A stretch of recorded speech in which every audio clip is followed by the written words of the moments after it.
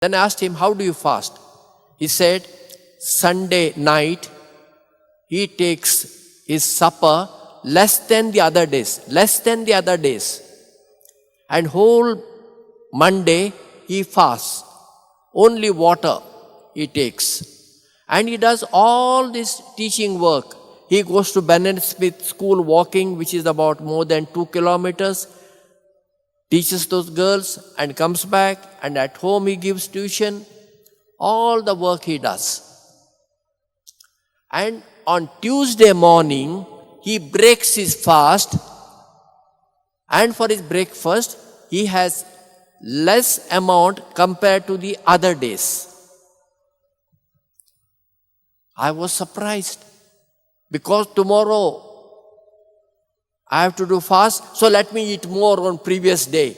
Oh, after the fast, I was hungry yesterday, let me eat more. No.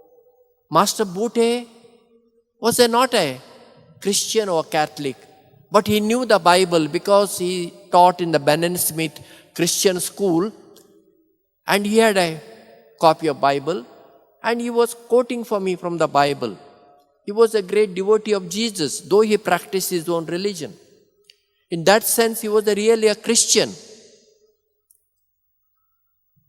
I said, if Master Bute can do this, who is not a Christian, why can't I do it?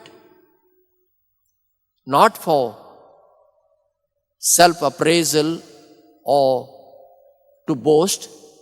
Every Saturday, I fast. Only water. Nothing else. Do I feel weak? No. Rather, my energy increases. All the work which I am supposed to do on Saturday, I do. And I will break the fast tomorrow morning.